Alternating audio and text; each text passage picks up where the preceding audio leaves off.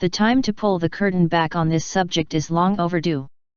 We have statements from the most credible sources, those in a position to know about a fascinating phenomenon, the nature of which is yet to be determined. The statement above comes from John Podesta, Chief of Staff for Bill Clinton and Counselor to Barack Obama. It's a powerful statement, because it's true.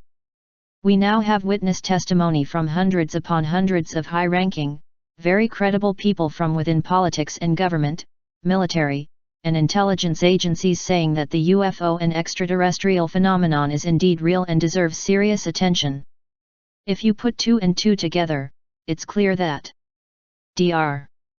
Brian O'Leary, former NASA astronaut, states, "There is abundant evidence that we are being contacted, that civilizations have been contacting us for a very long time.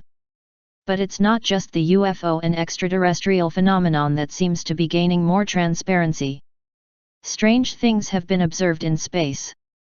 Perhaps this is why the Russian government recently called for an international investigation regarding the missing film footage of the U.S. moon landings, or why a U.S. defense physicist and the deputy manager of the Clementine mission to the moon recently blew the whistle on what's really up there." Major General Albert Stubblebine can be added to the long list.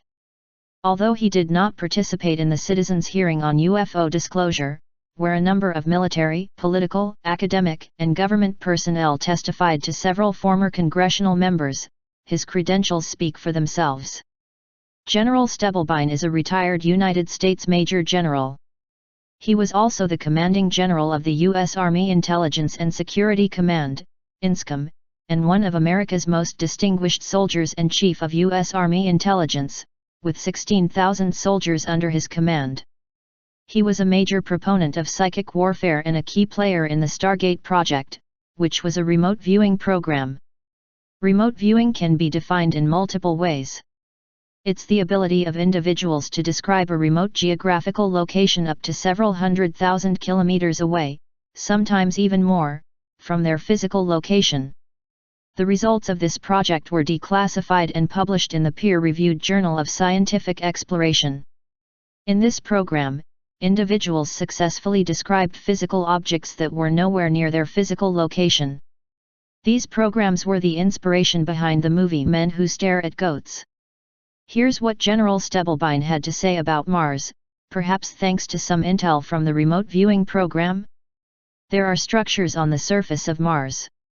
I will tell you for the record that there are structures underneath the surface of Mars that cannot be seen by the Voyager cameras that went by in 1976. I will also tell you that there are machines on the surface of Mars and there are machines under the surface of Mars that you can look at, you can find out in detail, you can see what they are, where they are, who they are and a lot of detail about them. Dolan, Richard. UFOs and the National Security State, New York, Richard Dolan Press. I'll let you think about that for a moment. Is it really that far-fetched? With all of the recent UFO and extraterrestrial phenomenon disclosure happening within the past few years, is it really hard to fathom the existence of structures, bases, etc. on the Moon and on Mars?